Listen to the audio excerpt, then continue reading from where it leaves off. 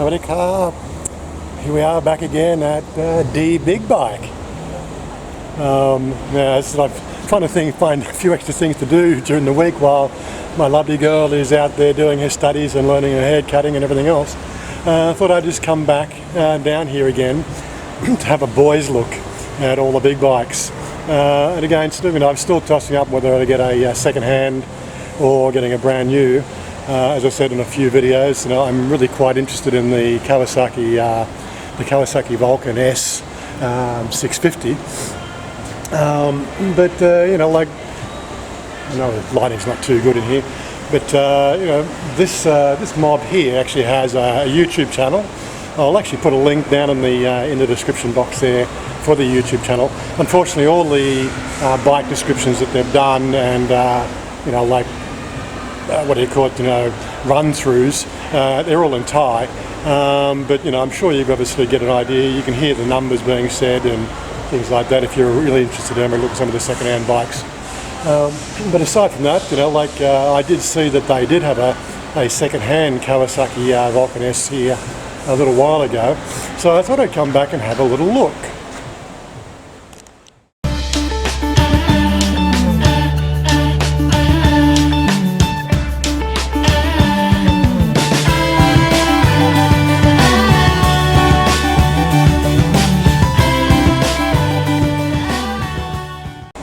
So one of the first challenges is obviously going out and looking at bikes and things like that without my girlfriend translator is obviously finding somebody who can speak English. And this young lad here, Port Angret? Sawadee Krap. Yep. Pum Port Nit Noi, Put Thai Nit Noi, Kun Port Angret Nit Noi. And I think the two of us together we can actually talk about a motorcycle at least some stage. Anyway, so what I'm looking for to buy in the next month or two is the Kawasaki Vulcan S. Vulcan S. Yeah, I know you had one here before. You have? Okay, let's go look. Vulcan 900. Yeah, so this one's the Vulcan S. This is the 650 model. It's all in black. Now I was looking for a red one, but the new price on their website is $285,000, and this one here is what do we got? 199,000. Now you'd have to look at the mileage on it. I can't quite tell from that sticker there. But we'll have a look at that in a second. I know the lighting's not great here. It's a bit of a, it's designed to be sort of dark and gloomy because it's big bikes, Yeah, so he tells me it's 9,900 kilometres on this thing, so it's very, very low kilometres. Effectively, in Australian terms, this would be a new bike. 2 years old, it hasn't done 10,000 kilometres. Not quite sure what its history is. The paint on it's a little bit faded, but these sort of things are just cosmetic, and putting it into a paint shop and getting it all dolled up again is obviously an option as well. It wouldn't cost too much. So just on the first sit here, yes, it's got a really nice comfortable seat. Your feet sit firmly on the ground, so it's nicely low hung. The only thing I don't like about the actual feel is the handlebars. I do feel like I'm leaning quite a bit forward when I'd realised my last semi-chop that I had a little bit more of the laid-back handlebars, which made it more of a comfortable sort of sitting position for long rides. This one here is a little bit more hunched over. Yeah, I don't know, it's one of those sort of things, but maybe we can have a look at those options for handlebars down the track. I know there's a few things you can get for the bikes. This one here has already got the pillion passenger seat on it, but there's also a backrest for the pillion passenger as well, which again makes longer rides a bit more comfortable. Mind you, then you sort of look at this one beside it, this Harley Davidson.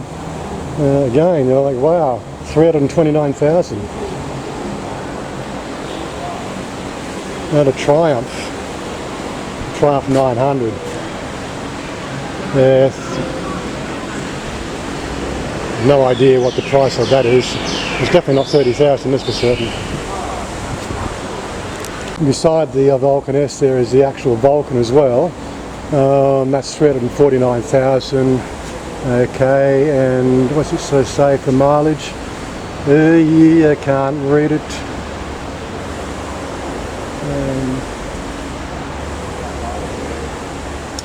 And beside that again, the Ducatis, 479, 569, 529. Definitely some good options here if you're looking at second hand, that's for certain.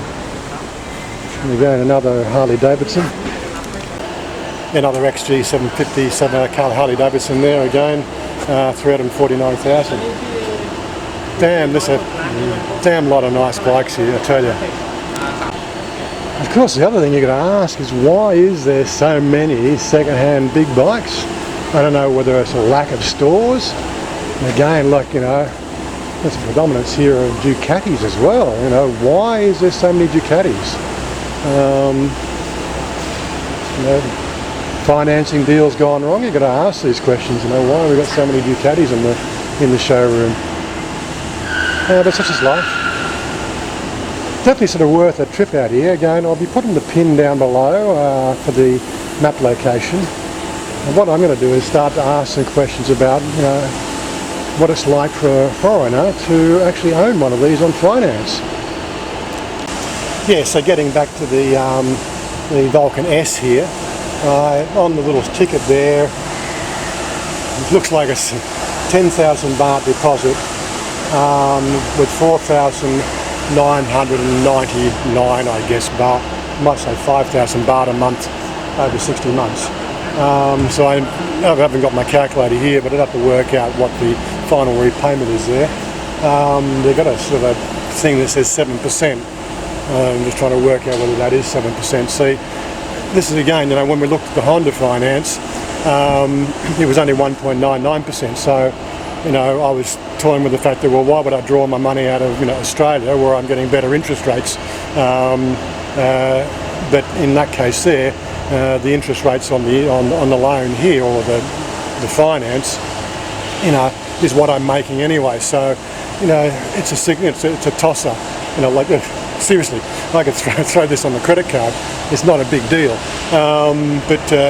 You know, then it's up to the credit card agencies to do all the transactions. But I found that there's, you know, like with Commonwealth Bank credit cards and things like that, they're a bit iffy. And the last time we did credit card finance, although I paid it off the next month, the actual, you know, the Yamaha dealer had to get their EFTPOS machines converted so that they could do international transactions.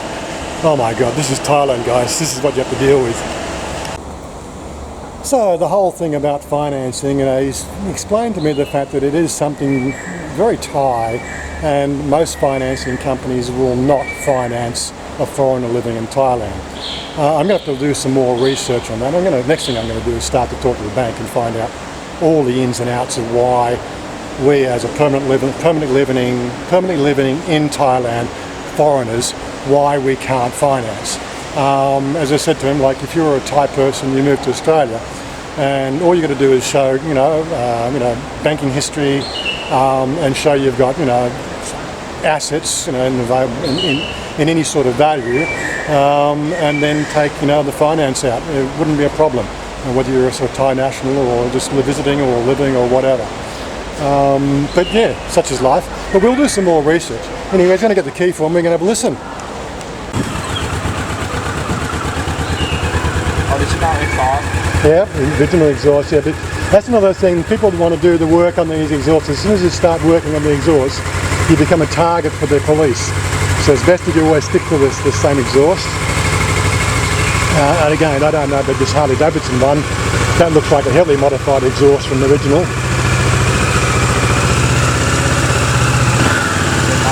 Yeah, 10,000 kilometre.